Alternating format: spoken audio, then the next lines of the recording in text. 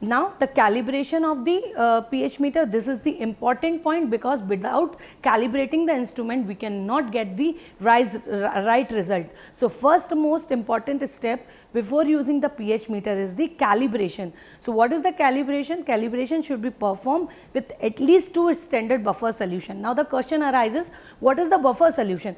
Buffer solution is the solution in which these electrolytes are dipped. So, there is a buffer tablet to make the, so we use buffer solution of pH 4, pH 7, pH 10.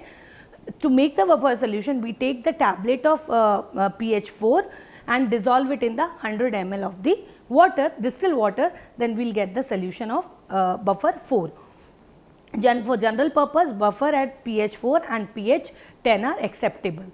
So, the pH meter has one control, that is a calibration to set the meter reading equal to the value of the first standard buffer. If we are taking the standard buffer of 4, then we are having a calibration knob which is going to help us to maintain an instrument on the standard buffer, and a second control button is of slope, which is used to adjust the second buffer with the first reading of the first buffer. So, in some instrument there are third control also allowed. So, we can use 3 buffer solution at a time at a particular temperature set. So, the measuring electrode and reference electrode, when put in a 0 solution, it provides a 0 MV output to us, that is MV is matlab electron potential output to us. There are lots of factors which can change your potential. What are these factors which change the potential? So, the contamination of reference electrode solution, if your electrode is contempt or some other material is present on it, then your pH is going to change. If electrolyte liquid vaporized या evaporate, yes, if there is a depletion of any layer inside the electrolyte, then it is going to change your potential. Chemical attack of any other silver chloride wire, if there is a junction potential problem, and major problem is the aging of the electrode, because these electrode after using of multiple time they lose their electricity and there are many marks or something happens like, so after certain period of time these electrodes to be changed. These are the following reaction which is take place inside this electrode, like the glass electrode contains silver chloride and hydrogen chloride, that is HCl. All these remain in the ionized state. Ionized state means in a positive, like silver get converted into Ag positive by liberating an electron, AgCl, that is silver chloride, Ag positive and in Cl negative. HCl is going to break into H positive and Cl negative. So, all the above 3 equilibrium reactions are balanced in the glass electrode. So, these reactions take place in the glass electrode and there they generate the H positive ion, but the calomel electron contain mercury, mercurous chloride and potassium chloride. Mercury, so it is also going to liberate electron and it get converted into Hg positive and electron negative. Hd2Cl2, that is mercurous chloride, it will get converted into 2Hg positive and 2Cl negative, and KCl, it is going to get break down into K positive and Cl negative. So, these are its ionizing states, but in this equilibrium state they are also maintaining the equilibrium state, or these reactions are also balanced. But in the calomel electron, H positive ion is not generated. So, they are non-conducting electrodes.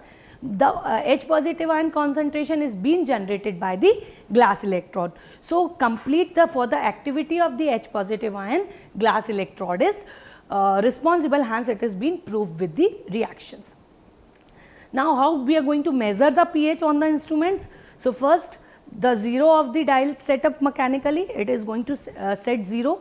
Then the norm of temperature compression is fixed for the temperature according to the solution or on the room temperature. Then the electrodes are dipped into the standard buffer solution of a known pH. Then adjustment is made so that the dial reading or the value of the buffer solution come. Then the electrodes are removed when they are sterilized and they are washed well with the distilled water. Then the electrons are again dipped into a sample solution and the dials show the pH value of the sample solution. Now, what is the maintenance and storage of pH electrodes? The foremost important thing is that the glass electrode should not get dehydrated. What does this dehydration means? They should not be dried. If they are dried, then they stop working. So, they are continuously put in the solution of KCl.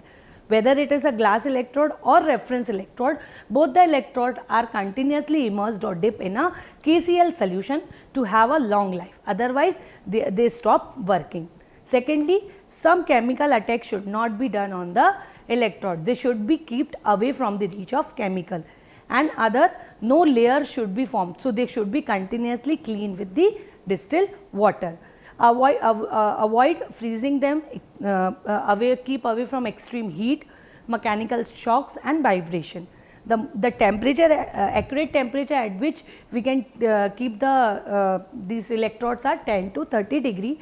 A cap is provided to the electrodes. So, these caps should be always put on the electrodes.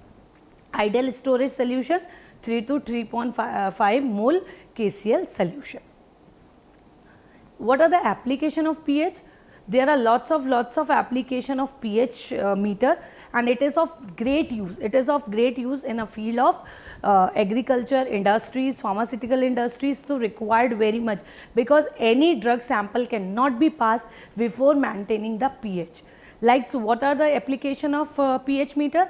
First foremost, it is used for the diagnosis of various disorder in human bodies. So, in a laboratory it is used. Agriculture, weaving industries like in alcohol industries, corrosion prevention, dyeing, gem and jelly manufacturing, printing, pharmaceutical. The most important application includes that pH measurement is very crucial in agriculture industries, like it is used for the analysis of soil, because there are lots many crops which grow in the alkaline environment, and there are lots of many crops which grow in the acidic environment. So, we have to distinguish between that which type of crop should be grown in which type of soil.